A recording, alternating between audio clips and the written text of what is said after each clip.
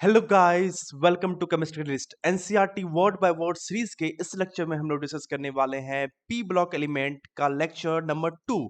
पहला लेक्चर आपने देख लिया है, उसमें हम लोग डिटेल डिस्कशन कर चुके थे इंट्रोडक्शन का, और साथ ही साथ हमने टेबल भी देखा था जिसमें डिफरेंट फिजिकल प्रॉपर्टीज मेंशन थे।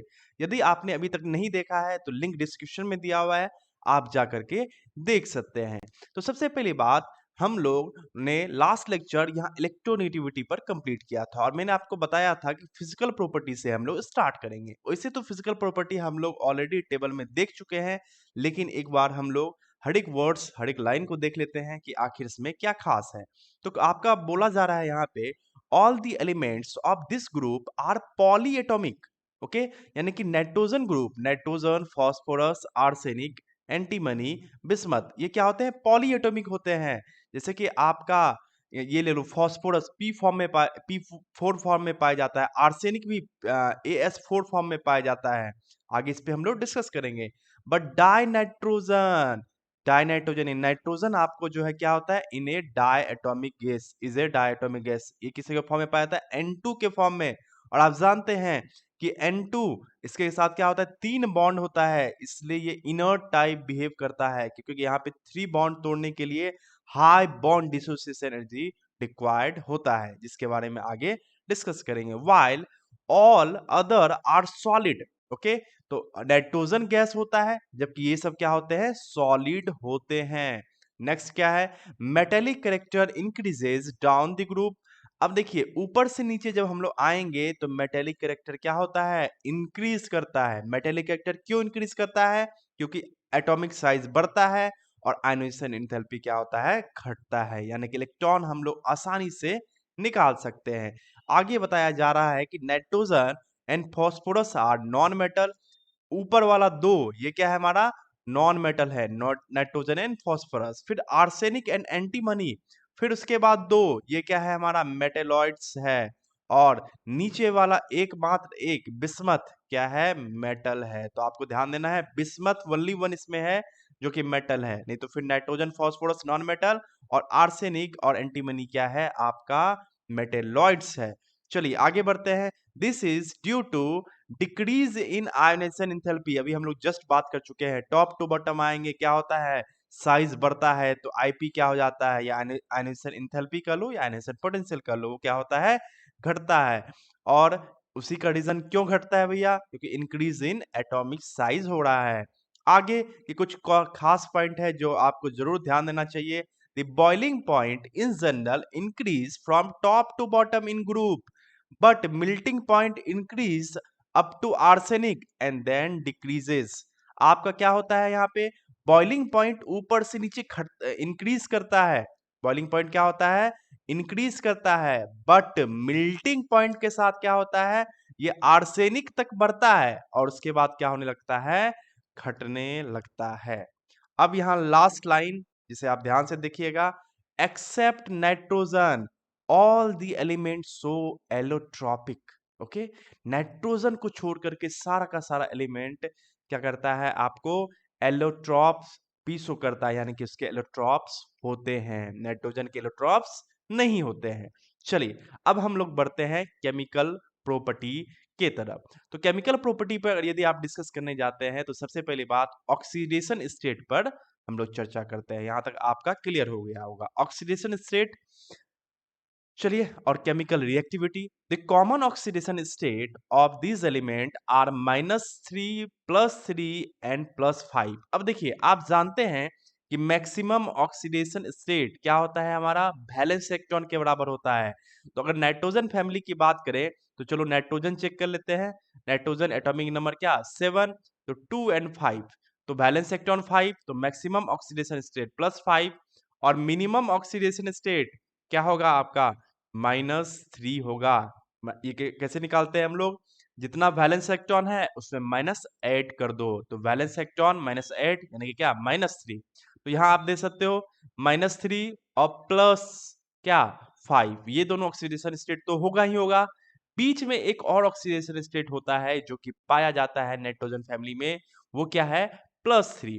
चलिए नेक्स्ट हम लोग बात करते हैं the tendency to exhibit -3 oxidation state decreases down the group due to increase in size and metallic character. ये जो -3 वाला है ये टॉप टू बॉटम जाने पे क्या होता है, इसका टेंडेंसी आप देख सकते हो decrease the down the group, यानी कि आपका टेंडेंसी क्या होगा, -3 का घटेगा। और आगे हम लोग पढ़ते हैं क्यों घटता है, क्योंकि increase in size and metallic character, top to bottom जाते हैं तो साइज भी बढ़ रहा है और मेटेलिक कैरेक्टर भी बढ़ रहा है। अब सोचिए क्यों ऐसा हो रहा है, कि देखिए -3 ऑक्सीडेशन स्टेट का मतलब क्या है, ये इलेक्ट्रॉन अपनी तरफ खींच रहा है। अब जब हम ऊपर से नीचे जाते हैं तो मेटेलिक कैरेक्टर बढ़ता है। अब जब मेटेलिक कैरेक्टर क्या होता है, इलेक्ट्रॉन देने की का टेंडेंसी, इलेक्ट्रॉन लेने का नहीं, इसलिए -3 क्या होता है आपको देखने को नहीं मिलता है।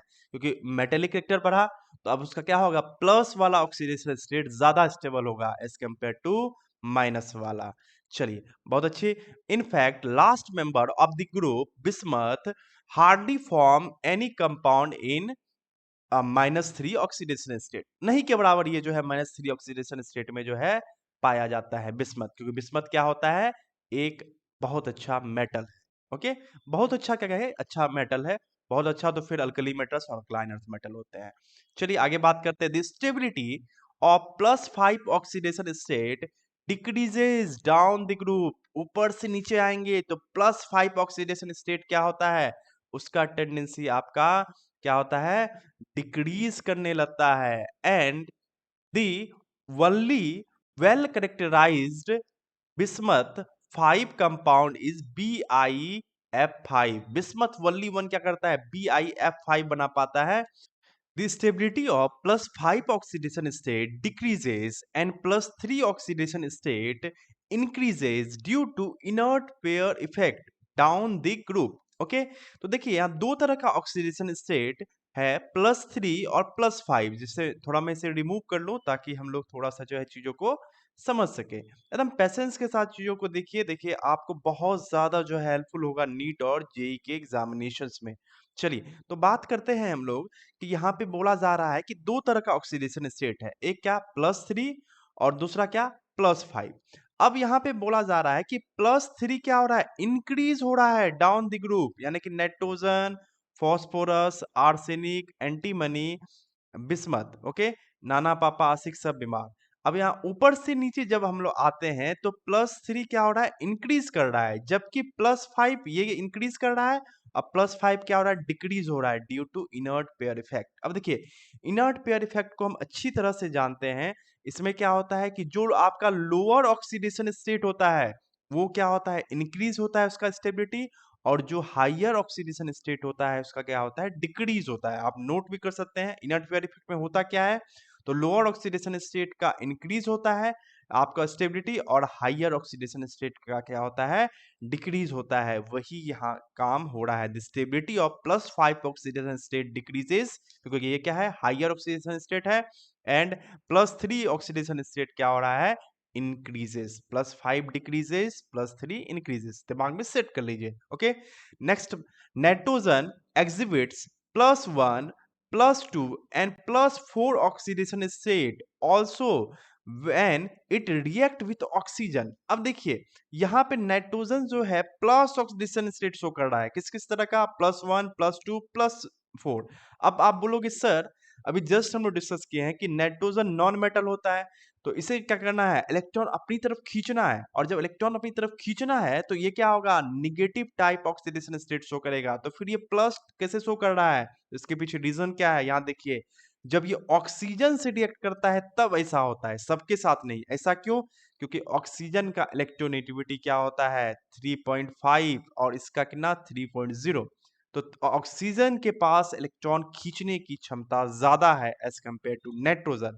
तो जब भी नाइट्रोजन और ऑक्सीजन के साथ कंपाउंड बनेगा, नाइट्रोजन ऑक्सीजन के साथ कंपाउंड बनाएगा, तो ये निगेटिव ऑक्सीडेशन स्टेट शो करेगा, जबकि ये पॉजिटिव ऑक्सीडेशन स्टेट शो करेगा। इसलिए ये दोनों होता है यहाँ पे। ओके, देखिए मैं कितना डीप में आपको हर एक चीज बता रहा हूँ। चलिए उसके बाद phosphorus also show +1 and +4 oxidation state, ठीक, इन सम ऑक्सी एसिड। अब ऑक्सी एसिड यानी कि जिसमें ऑक्सीजन अवेलेबल होगा फास्फोरस के साथ ऑक्सीजन अटैच होगा, तो अब ये सी बात है, फिर इसका क्या होता है, ऑक्सीजन का इलेक्ट्रोनेगेटिविटी 3.5, जबकि फास्फोरस का क्या होगा आपको 2.1 के आसपास होता है। जिसके कारण से क्या होगा, ये आपको ऑक्सीजन इलेक्ट्रॉन खींचेगा और फास्फोरस के पास के ऊपर क्या होगा +1 और +4 ऑक्सीडेशन स्टेट शो करेगा। एकदम डीप में हर एक चीज़ों को देखिए। नेक्स्ट क्या है? In the case of nitrogen, all oxidation state from +1 to +4 tend to disproportionate in acid solution. For example, अब देखिए जितना भी +1 एंड से +4 ऑक्सीडेशन स्टेट का बीच जितना भी ऑक्सीडेशन स्टेट है, जब वो क्या होता है आपको जाता है एसिड सॉल्यूशन में तो डिस्प्रोपोर्शनेट हो जाता है वो। आप यहाँ पे इसका ऑक्सीडेशन स्टेट निकाल करके देख सकते हैं, उसमें चेंजेस आपको देखने को मिलेगा। जरा देखते हैं हम इसे ऑक्सीडेशन स्टेट निकाल करके मैं आपको दिखा देता हूँ कि कैसे इसमें चेंजेस देखने को मिलते हैं। चलिए तो बात करते हैं। सबसे पहले हम लोग देखते हैं ऑक्सीडेशन स्टेट पहले वाले कंपाउंड यानी HNO2 का। तो आप जानते हैं ऑक्सीडेशन स्टेट हम लोग जनरली किस तरह से निकालते हैं? तो X कंसीडर करके हम लोग ऑक्सीडेशन स्टेट निकालते हैं। तो चलिए हम लोग ऑक्सीडेशन स्टेट निकालते हैं HNO2 का। तो आप यहाँ जानते हैं हम लोग क्या करेंगे H का +1 और नाइट्रोजन का X और प्लस -2 इंटू 2, एक ऑक्सीजन का -2 या 2 ऑक्सीजन है तो -2, तो ये क्या हो जाएगा आपका +1 प्लस X -4 इक्वल टू 0। तो यहाँ से आप X क्या ले सकते हैं +3। अब देखिए इसका यहाँ पे बोला जा रहा था +1 टू +4 यदि होगा तब इस तरह का कंडीशन एप्लीकेबल होगा, यानी चेंजेस देखने को आपको मिलेगा। ओके, तो ये +3 है यानी कि इसके और इसके इस रेंज के बीच है। समझ लीजिएगा एक बार, फिर आगे भी जो ये सेंटेंस आएगा इस तरह के टर्म्स आएंगे तो आपको समझने में आसानी होगी, यानी कि ज्यादा कोई प्रॉब्लम क्रिएट नहीं होगा। अब देखिए यहाँ HNO3 देख लेते हैं हम लोग HNO3। तो इसमें हम लोग हाइड्रोजन का +1 नाइट्रोजन का X कंसीडर कर लेते हैं और साथ ही साथ ऑक्सीजन का क्या होगा -2 इंटू 3 इक्वल टू 0। तो टोटल हम लोग देखने जाते हैं तो यहाँ किस तरह का कंडीशन अप्लीकेबल होता है जरा देखिएगा। तो यहाँ पे होगा +1 प्लस एक्स -6 इक्वल टू 0। तो हम लोग कह सकते हैं कि x -5 इक्वल टू 0, यानी कि x इक्वल टू क्या +5। आप देख सकते हो +3 टू +5 चेंज देखने को यहाँ मिल रहा है। तो ये कंडीशन होता है किसके साथ, नाइट्रोजन के साथ, जब आप उसे एसिड सॉल्यूशन में डालते हैं। सेम तरह का similarly in case of phosphorus nearly all intermediate oxidation state disproportionate into +5 and -3 both in alkali and acid। Alkali और एसिड में क्या होगा आपको फॉस्फोरस के साथ भी कुछ इसी तरह का होगा जिस तरह से कि आप यहाँ नाइट्रोजन के साथ दे सकते हैं। और आगे आगे however +3 oxidation state in case of arsenic, antimony and bismuth becomes increasingly stable with respect to disproportionation। Okay, यानी कि सेम तरह का टर्म्स जो है जैसा यहाँ नाइट्रोजन के साथ हुआ था उसी तरह का फास्फोरस के साथ भी होगा और आपको आर्सेनिक, एंटीमनी और बिस्मथ के साथ भी सेम तरह का टर्म्स होगा in case of disproportionation reactions से रिलेटेड। चलिए, यानी कि ऑक्सीडेशन स्टेट में चेंज होगा। आपने रिडॉक्स रिएक्शंस में इस तरह का टर्म्स पढ़ा होगा। अब आगे बढ़ते हैं और हम लोग बात करते हैं nitrogen is restricted to a maximum covalency of 4 since only 4 यानी कि 1s and 3p orbitals are available for bonding। आप देख सकते हैं नाइट्रोजन का यदि हम इलेक्ट्रॉनिक स्ट्रक्चर ड्रॉ करें तो ये 1s2 बैलेंस सेल देख सकते हैं, 2s2 और 2p3। इसके पास क्या है 3p ऑर्बिटल और एक s ऑर्बिटल हमारे पास यानी कि नाइट्रोजन के पास अवेलेबल होता है। इसके कारण से ये मैक्सिमम 4 कोवैलेंसी ही शो कर सकता है। The heavier elements have vacant d orbital। heavier elements के पास क्या होता है vacant d orbital। मैं पहले भी डिस्कस कर चुका हूं कि नाइट्रोजन क्योंकि सेकेंड पीरियड एलिमेंट है तो उसके पास d orbital का लैक होता है, जबकि अदर एलिमेंट्स के पास क्या होता है उसी ग्रुप का सेकेंड पीरियड एलिमेंट को छोड़ करके इसके पास d ऑर्बिटल होता है in outermost shell which can be use for bonding यानी covalency and hence expand their covalence as in pF6 minus. आप इसे देख सकते हैं इस तरह से भी इस टर्म्स को आप देख सकते हैं कि जैसे नाइट्रोजन एक क्वेश्चन बहुत ही पॉपुलर है जिसके बारे में आगे भी हम लोग डिस्कस करेंगे। यहाँ थोड़ा मैं बता दूं, एक क्वेश्चन पूछा जाता है कि नाइट्रोजन NCl5 नहीं बना सकता है बट फास्फोरस जो है PCl5 बना लेता है, ऐसा क्यों? जबकि नाइट्रोजन और फास्फोरस क्या है, दोनों एक ही ग्रुप का एलिमेंट है। तो जरा यहाँ ध्यान दीजिएगा, नाइट्रोजन NCl5 नहीं बना सकता जबकि फास्फोरस PCl5 बना लेता है। जबकि दोनों एक ही ग्रुप का एलिमेंट है तो वैलेंसी एक जैसा होना चाहिए। इसके पीछे रीजन क्या है, नाइट्रोजन के पास d ऑर्बिटल नहीं होता है, इसलिए मैक्सिमम जो है आपको 4 को वैलेंसी तक शो कर सकता है, लेकिन फास्फोरस के पास क्या है, आपको d ऑर्बिटल प्रेजेंट होता है, इसलिए इसका वैलेंसी क्या हो सकता है, ज्यादा हो सकता है। आप दोनों का नाइट्रोजन और फास्फोरस का इलेक्ट्रॉनिक स्ट्रक्चर ड्रॉ करके इसे आसानी से समझ सकते हैं। और ज्यादा डिटेल में इसे समझना हो तो लिंक आपको डिस्क्रिप्शन में दिया हुआ है इस टॉपिक का, क्योंकि आपका PCl5 एग्जिस्ट करता है बट NCl5 नॉट, वाई आप दे सकते हैं। चलिए आगे बात करते हैं एनोमलस बिहेवियर ऑफ नाइट्रोजन या एनोमलस प्रॉपर्टीज ऑफ नाइट्रोजन। मैंने अभी आपको जस्ट बताया, इसके पीछे दो रीजन है, एक क्या, नाइट्रोजन के पास d ऑर्बिटल नहीं होता है और दूसरा नाइट्रोजन का साइज बहुत छोटा होता है। तो आगे से हम डिटेल में बात करते हैं कि एनोमलस प्रॉपर्टीज ऑफ नाइट्रोजन। तो nitrogen differ from the rest of the member of the group due to its smaller size। अभी जस्ट मैंने बताया नाइट्रोजन का स्मॉलर साइज होता है, इसलिए क्या होता है, डिफर होता है other element of nitrogen family. दूसरा रीजन क्या है, high electronegativity and high ionisation enthalpy. अब देखिए सिंपल सी बात है कि नाइट्रोजन एक नॉन मेटल है, इसका इलेक्ट्रोनेगेटिविटी थर्ड हाईएस्ट में से है, सबसे ज्यादा होता है फ्लोरीन का, उसके बाद ऑक्सीजन का और उसके बाद नाइट्रोजन का थर्ड हाईएस्ट इलेक्ट्रोनेगेटिविटी होता है। और ये नॉन मेटल, अच्छा नॉन मेटल है, इसलिए इसका इलेक्ट्रोनेगेटिविटी क्या है, हाई है। और आयनेशन पर इंथैल्पी, आयनेशन इंथैल्पी किसका ज्यादा होता है, जिसका साइज स्मॉल हो। तो ये तीन रीजन है। और चौथा है क्या, non ability of d orbital. तो आप टोटली 4 रीजन नोट कर सकते हैं इसका एनोमलस बिहेवियर का। पहला क्या, स्मॉल साइज, मैं बोलूंगा कि दो ही रीजन है, दो इसी पे डिपेंड करता है। अब देखिए स्मॉल साइज है यानी कि नॉन मेटल्स में से आता है, और नॉन मेटल में से आता है तो हाई En होगा, हाई इलेक्ट्रोनेगेटिविटी होगा। और थर्ड है क्या, और अगर किसी का स्मॉलर साइज है तो उसका हाई आईपी होना ही होना है, आयनेशन पोटेंशियल हाई होगा। और चौथा चौथा जो है इसका क्या है, d ऑर्बिटल इसके पास नहीं होता है।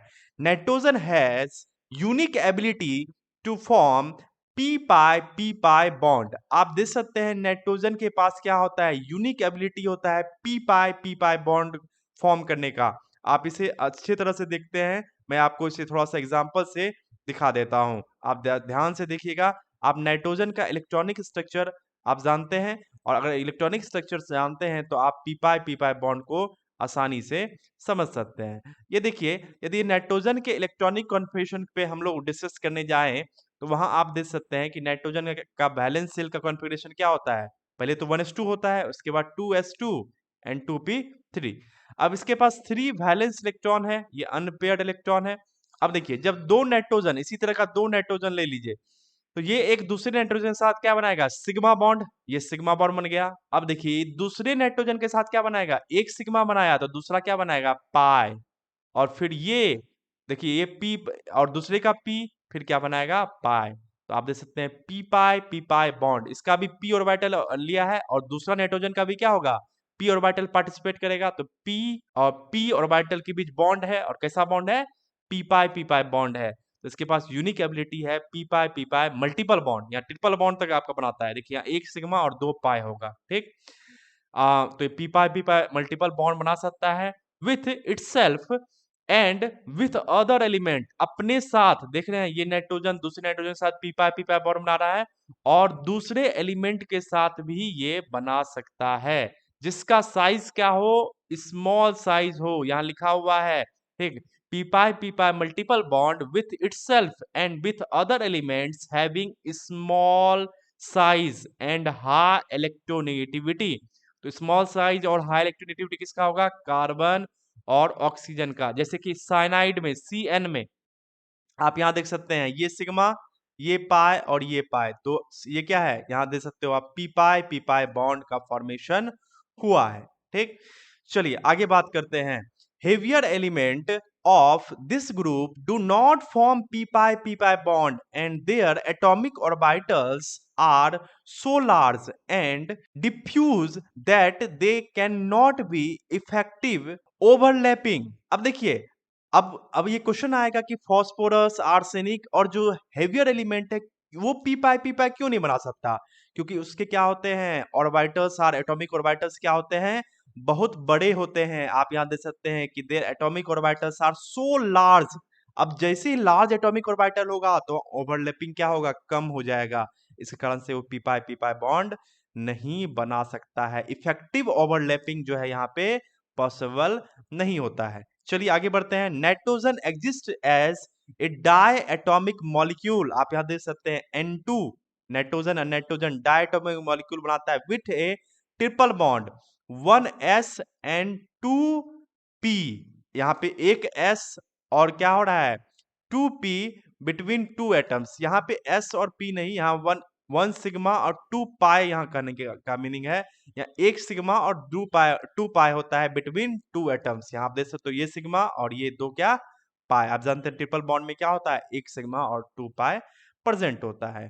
चलिए, कॉन्सिक्वेंसली इट्स बॉन्ड इंथैल्पी 941.4 यानी कि 941.4 kilo joule is very high. अब देखिए, मैंने आपको स्टार्टिंग में बताया था कि N2 क्या होता है ना? N2 इनर्ट जैसा बिहेव करता है। अब N2 इनर्ट जैसा क्यों बिहेव करता है? क्योंकि आप देख सकते हैं कि नाइट्रोजन के बीच, नाइट्रोजन के बीच क्या है? ट्रिपल बॉन्ड यहाँ पे प्रेजेंट है। अब ट्रिपल बॉन्ड का हाई आप देख सकते हैं कि बॉन्ड इंथैल्पी कितना है? लगभग 1000 किलो जूल पर मोल के आसपास है, जो कि बहुत हाई होता है। तो इसे तोड़ना क्या होगा? बहुत डिफिकल्ट होगा। इसे तोड़ना क्या होगा? बहुत डिफिकल्ट होगा। इसलिए जो है लैब में जब भी इनर्ट एटमॉस्फेयर बनाने की बात आती है तो नाइट्रोजन को प्रेफरेंस दिया जाता है, नाइट्रोजन का इस्तेमाल किया जाता है। चलिए, तो आगे बात करते हैं। Phosphorus, arsenic and antimony form single bond S PP AS and SB आप देख सकते हैं PP फॉस्फोरस जो है P चार P4 फॉर्म के फॉर्म में होता है, तो देख सकते हैं PP के बीच फॉर्म होता है। आर्सेनिक के साथ भी क्या होता है? AS4 फॉर्म में इसी तरह से। तो फॉस्फोरस फॉस्फोरस सिंगल बॉन्ड बनाता है। SB भी क्या बनाता है? Single single. और bismuth form metallic bond in elemental state. अब देख सकते हैं यहाँ पे मैं अगर आपको डिटेल में बताऊं बातों को, तो नाइट्रोजन क्या करता है? ट्रिपल बॉन्ड बनाता है। लेकिन फॉस्फोरस, आर्सेनिक ये सब क्या बनाता है? सिंगल बॉन्ड का फॉर्मेशन करता है। AS भी क्या होगा आपको? इसी तरह से सिंगल बॉन्ड के फॉर्म में क्या होगा? जुड़ जाएगा। AS AS AS इस तरह से ये क्या होगा? कनेक्ट होगा। यहाँ पे मैं आपको बता दूं, आगे हम लोग डिस्कस करेंगे इसके बीच इस तरह से भी बॉन्ड होता है या फिर ये पॉलीमेरिक फॉर्म में होता है। लेकिन मेनली फॉस्फोरस फॉस्फोरस या आर्सेनिक आर्सेनिक के बीच में क्या होता है? आपको सिंगल बॉन्ड प्रेजेंट होता है। जबकि बिस्मथ मेटल है तो इसके बीच कोवेलेंट बॉन्ड प्रेजेंट नहीं होगा। इसके बीच कौन बॉन्ड प्रेजेंट होता है? मेटेलिक बॉन्ड प्रेजेंट होता है। एक एक बात बहुत इंपॉर्टेंट है, अच्छे से आप चीजों को देखिए और इसे 2-3 बार डिवीजन कीजिएगा, तब आपका चीजें क्लियर हो जाएगी। However, the single nitrogen bond is weaker than the single phosphorus bond because of high interelectronic repulsion of the non-bonded bonding electron। अब यहाँ पे एक बात अक्सर क्वेश्चन में पूछ दिया जाता है कि आप जानते हैं कि नाइट्रोजन हो इनर्ट जैसा बिहेव करता है। अब अक्सर स्टूडेंट के दिमाग में ये लगता है कि नाइट्रोजन ये कहते हैं आपको इनर्ट जैसे बिहेव करता है, तो नाइट्रोजन में क्या होगा? इसका बॉन्ड इंथैल्पी हमेशा ज्यादा होगा। लेकिन क्वेश्चन पूछा जाता है ये nitrogen nitrogen single bond, phosphorus phosphorus single bond, ठीक, इस ट्रेंड में पूछा जाता है। और पूछा जाता है इसमें से कौन सा बॉन्ड जो होगा ना वो क्या होगा? स्ट्रॉन्गर बॉन्ड होगा। तो यहाँ पे आपको यहाँ पे देखना होगा कि फॉस्फोरस फॉस्फोरस बॉन्ड जो होता है क्या होता है? वो स्ट्रॉन्गर बॉन्ड होता है। नाइट्रोजन नाइट्रोजन वीकर होता है। क्यों? क्योंकि यहाँ पे क्या है? नॉन बॉन्डेड इलेक्ट्रॉन यानी लोन पेयर प्रेजेंट है। अब क्योंकि नाइट्रोजन नाइट्रोजन के पास सिंगल बॉन्ड है, ठीक, बॉन्ड लेंथ छोटा होना चाहिए, लेकिन क्योंकि रिपल्सन है तो ये बॉन्ड आसानी से तोड़ सकते हैं, जबकि ये बॉन्ड लेंथ क्या होता है, बड़ा होता है, क्योंकि फास्फोरस का साइज ज्यादा है, तो इसके जो लोन पेयर के बीच रिपल्सन है वो क्या है, कम है। इसलिए ये बॉन्ड क्या होता है, ज्यादा स्ट्रॉन्गर होता है। और नाइट्रोजन नाइट्रोजन बॉन्ड क्या होता है, वीकर होता है, because of high interelectronic repulsion of non bonding electron. चलिए आगे बात करते हैं। और स्मॉल बॉन्ड लेंथ, जब किसका स्मॉल बॉन्ड लेंथ होता है, as a result of catenation tendency is a weaker, आगे बढ़ते हैं हम लोग, in nitrogen. Another factor which affect the chemistry of nitrogen is the absence of d orbital in its valence shell, besides restricting its covalency of 4. Nitrogen जो है आपको only 4 covalency ही बना सकता है, क्योंकि इसके पास डी ऑर्बिटल नहीं होता है। वो आप जानते हैं नाइट्रोजन का इसी 1s2 2s2 एंड 2p3, तो इसके पास क्या है, वनली इसका वैलेंस सेल क्या है, सेकंड सेल है, इसलिए इसके पास वनली क्या होता है, s और p ऑर्बिटल ही अवेलेबल होता है, d ऑर्बिटल नहीं होता है। और डी ऑर्बिटल नहीं होने के कारण से इसका कोवैलेंसी 4 तक ही मैक्सिमम जा सकता है। Okay, so nitrogen can not form D pi p pi bond. अब देखिए इसके पास डी ऑर्बिटल है ही नहीं, तो ये d pi p pi bond कैसे बनाएगा। But as the heavier elements can, okay, heavier element क्या बना सकता है, d pi p pi bond बनाता है। जैसे फास्फोरस 15, आप जानते हैं इसका ईसी होता है क्या, नियन 3s2 और 3p3 एंड 3d0। तो इसको जब आप एक्साइटेड स्टेट में ले जाएंगे, अभी देखिए ग्राउंड स्टेट कॉन्फ़िगरेशन है, लेकिन वैसे भी आप एक्साइटेड स्टेट में ले जाओगे और आप देख सकते हो उसके पास डी ऑर्बिटल अवेलेबल है। इसी कारण से ये क्या बना पाएगा, दूसरे पी से आपको ओवरलैप करके D pi p pi bond बना सकता है। इसी तरह से फास्फोरस बना सकता है, तो आर्सेनिक एंटीमनी सब भी बना सकता है। ओके, जो कि नाइट्रोजन नहीं बना सकता। आप एग्जांपल के लिए यहाँ पे दे सकते हैं, यहाँ पे D pi p pi bond इस कंपाउंड में बन रहा है। Phosphorus and arsenic can form D pi bond. Okay, phosphorus और आर्सेनिक डी पाई बॉन्ड भी बना सकता है। अब देखिए नाइट्रोजन बेचारा ना तो डी पाई पी पाई बना पाता है, जबकि phosphorus arsenic D pi p पाई बनाएगा ही बनाएगा, साथ साथ जो है आपको डी पाई भी बना पा सकता है, यानी कि डी ऑर्बिटल और डी ऑर्बिटल के ओवरलैपिंग से भी इसमें बॉन्ड बन सकता है। Also with transition metal when there compound like, ये दोनों कंपाउंड जब बनेगा तो ये जो है आपको डी पाई बॉन्ड भी बना सकता है। चलिए अब हम लोग बात करते हैं रिएक्टिविटी टुवर्ड्स हाइड्रोजन में। अब हमें डिस्कस क्या करना है, रिएक्टिविटी टुवर्ड्स हाइड्रोजन। यहाँ तक का एक एक वर्ड आपका क्लियर हो गया होगा, कहीं भी किसी वर्ड में हमको लगता है कोई परेशानी आपको नहीं होनी चाहिए। चलिए आज का लेक्चर लंबा हो चुका है, इसलिए अब इस लेक्चर को हम लोग ज्यादा आगे तक नहीं बढ़ाएंगे। मैं 30 मिनट्स एवरेज लेके चल रहा हूँ कि 30 मिनट का ही एक लेक्चर हो सके, ताकि आप सुकून से इसे देख सके। यदि मैं बड़ा सा लेक्चर बना दूंगा तो फिर आप शायद में भी ना देख सको, लंबे टाइम तक देखना होगा। वैसे भी 30 मिनट का साइकिल के बाद जो है कुछ समय रेस्ट करना चाहिए, तो इसलिए जो है आप एक वीडियो देखिए, उसके बाद रेस्ट कीजिए, फिर अनदर वीडियो सीक्वेंस में देखते चलिए। ओके, ताकि आपका पूरा वर्ड बाय वर्ड, एक एक वर्ड जो है पूरी तरह से क्या हो जाए, क्लियर हो जाए, ताकि क्वेश्चन कहीं से भी आए तो आपको कभी कोई समस्या ना हो। यही हमारा टारगेट है। देखिए मैं थोड़ा सा टाइम लूंगा, मैं पहले बता रहा हूँ, ठीक, लेकिन वर्ड बाय वर्ड क्लियर कर दूंगा, कोई भी नहीं। अक्सर क्या होता है कि एनसीईआरटी आप रीडिंग के चीजों को देखोगे तो फिर क्या होगा, ऐसे वीडियो तो उसमें क्या होता है, थोड़ा थोड़ा पढ़ाते बताते हैं, आगे बढ़ते जाते हैं, आगे बढ़ते जाते हैं। लेकिन मैं कोई भी हड़बड़ी नहीं कर रहा, बिल्कुल टाइम ले करके वर्ड बाय वर्ड कर रहा हूँ। ओके, यदि आपको स्लो लगता हो तो आप स्पीड बढ़ा करके भी देख सकते हैं, लेकिन अच्छे से देखिए और एक एक वर्ड, मेरा तो सही रहेगा, एक एक वर्ड जिसमें बता रहा हूँ इसी तरह से सीक्वेंस में देखते चलिए, देखिएगा आपका पी ब्लॉक, आपका कमांड पूरी तरह से हो जाएगा। तो चलिए मिलते हैं नेक्स्ट लेक्चर में। नेक्स्ट आगे क्या रिएक्टिविटी टुवर्ड्स हाइड्रोजन से स्टार्ट करेंगे। तब तक के लिए अपना ख्याल रखिए। Wish you all the best. Thank you.